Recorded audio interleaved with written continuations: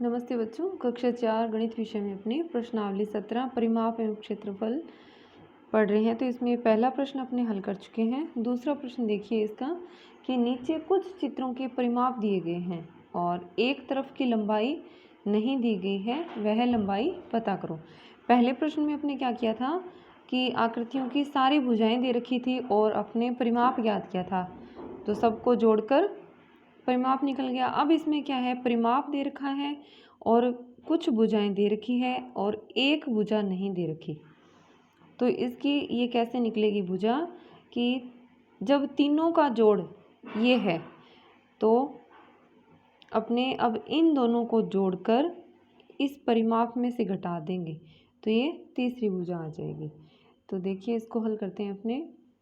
जैसे दूसरे का ये पहला प्रश्न है, तो सबसे पहले जो दिया हुआ है उसको लिख लेंगे कि आकृति का परिमाप, आकृति का परिमाप बराबर कितना दिया हुआ है, 29 सेमी। सी और एम लिखा है मैंने सेमी को। अब लिखेंगे कि दोनों भुजाओं का योग, दोनों भुजाओं का योग। तो दोनों भुजाएं कितनी हैं, एक है 17 सेमी cm सेंटीमीटर यानी 17 सेमी और दूसरी है 10 सेमी। दोनों को जोड़ देंगे तो कितनी हो जाएगी, 17 और 10 हो जाएगी 27 सेमी। फिर लिखेंगे कि तीसरी भुजा का नाप, तीसरी भुजा की लंबाई होगी या तीसरी भुजा का माप। तो अब क्या करेंगे, जो अपना परिमाप दे रखा है 29 सेमी, इसमें से दोनों भुजाओं का जो योग आया है 27 सेमी, ये घटा देंगे।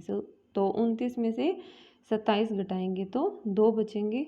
तो तीसरी भुजा है जो ये वाली, ये कितनी आ जाएगी, 2 सेमी। इसी तरह से इसका जो दूसरा प्रश्न है वो है, इसमें भी जो आकृति दे रखी है, अभी ये किस तरह की है देखिए, 5 भुजाएं हैं इसमें, 1 2 3 4 5, यानी ये एक पंचभुज है। तो 4 भुजाएं अपने को दे रखी है, 5वीं निकालनी है। तो इसमें भी क्या करेंगे, सबसे पहले लिखेंगे, मैं शॉर्ट में लिख रही हूँ आप कि आकृति का परिमाप बराबर 24 सेमी। फिर दूसरी लाइन में लिख दें कि चारों भुजाओं का योग बराबर, तो सबको जोड़ लेंगे। जैसे यहाँ से 4 semi plus 5 semi plus 5 semi और प्लस 4 सेमी, तो कितनी होगी ये, 4 5 5 10 और 8 होगी ये 18 सेमी होगी। तो अब 5वीं भुजा का नाप कितना होगा, जो परिमाप है 24 सेमी, इसमें से इन चारों भुजाओं का योग 18 सेमी घटा देंगे। तो 24 में से 18 घटाने पर कितना आ जाएगा, 6 सेमी आ जाएगा। तो इस तरह से परिमाप दे रखा हो, एक बाकी भुजाएं दे रखी हो, एक भुजा निकालनी हो, तो सभी को जो दी हुई है सबको जोड़कर इस परिमाप में से घटा देना है। आगे इसका तीसरा प्रश्न देखिए कि गणित की कॉपी के चौखाने कागज पर स्केल की सहायता से निम्नलिखित आकृतियां बनाओ और उनके द्वारा घेरी गई आकृतियों का पता लगाओ। तो देखिए स्केल जो आपके ज्योमेट्री बॉक्स में होता है, जिसको अपने सामान्य बोलचाल में कह देते हैं फुट्टा, तो उसकी सहायता से अपने को ये इस दिए गए नाप के आयत और वर्ग बनाने हैं। तो पहला प्रश्न है इसमें कि एक आयत की लंबाई 5 सेमी है और चौड़ाई 3 सेमी है, तो आयत द्वारा घेरी गई जगह कितने चौखानों के बराबर है। तो इसमें देखिए ये आपके जैसे कॉपी है गणित की, इसमें बनाएंगे अपने। तो लंबाई कितनी दे रखी है, 5 सेमी और चौड़ाई बनानी है 3 सेमी। तो देखिए मैं मान लेती हूँ कि ये जो एक खाना है इसकी लंबाई कितनी है, 1 सेमी के बराबर है। ठीक है, आप जैसे अपने सीखा था ना प्रश्नावली 13 में, स्केल लेकर फिर उस स्केल से नापकर इस तरह से 5 सेमी का रेखाखंड खींचेंगे तो जैसे मैं यहाँ मान रही हूँ भी ये 1 खाना 1 सेमी हो गया, तो 2 खाने 2 सेमी, 3 खानों में 3 सेमी आ गया और अपने को खींचनी है 5 सेमी। तो इस तरह से स्केल की सहायता से खींचेंगे आप। स्केल रखकर 0 से शुरू कर कर जहाँ तक 5 लिखा हुआ है 5 सेमी, वहाँ तक इस तरह से आप एक रेखाखंड खींचेंगे। इसी तरह से अब देखिए ये तो होगी लंबाई। अब चौड़ाई की तरफ, तो जैसे यहाँ पर 0 और फिर इस तरह से 3 सेमी का रेखाखंड खींच लेंगे। तो 1 खाने को अपने 1 सेमी माना है, तो ये यहाँ तक 3 सेमी हो जाएगी। इसी तरह से फिर ये भी 3 सेमी और ये 5 सेमी। देखिए लंबाई 5 सेमी है और चौड़ाई कितनी है 3 सेमी। तो ये कौन किस तरह की आकृति बन गई, ये एक आयत बन गया। अब हमें क्या बताना है कि इस आयत के द्वारा घेरी गई जो जगह है ये कितने चौखानों के बराबर है।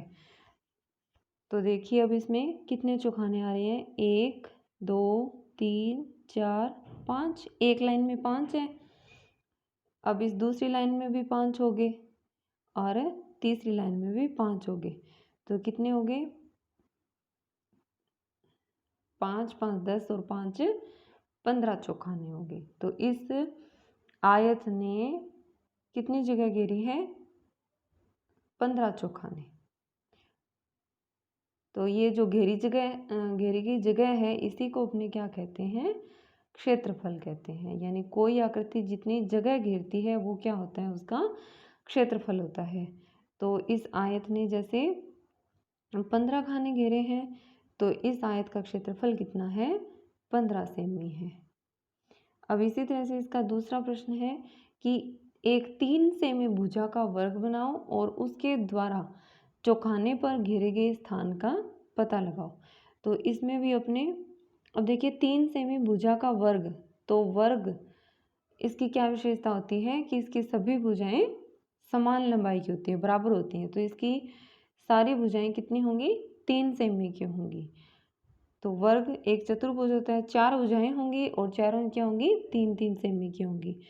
तो वही है कि 1 खाने बराबर 1 सेमी मानते हुए अब ये हो गया 3 सेमी का रेखाखंड खींच लिया। आप स्केल की सहायता से खींचेंगे। अब इसमें देखिए फिर इधर इसकी ये भी 3 सेमी, ये भुजा भी इसकी 3 सेमी और ये भुजा भी इसकी 3 सेमी, क्योंकि वर्ग की सभी भुजाएं क्या होती है, बराबर होती है। अब देखिए इसने अपना वर्ग बन गया, कितने खाने घेरे हैं गिनिए इसे। तो ये देखिए ये 1, ये 2 3 4 5 6 7 8 और 9। तो वर्ग ने 9 खाने घेरे हैं, तो इस वर्ग का क्षेत्रफल कितना है, 9 सेमी है। तो आप इस वीडियो को ध्यान से देखेंगे और इसका दूसरा और तीसरा प्रश्न है इन्हें हल करेंगे। अब इसका एक चौथा प्रश्न रह गया, वो अपने अगली वीडियो में करेंगे। धन्यवाद।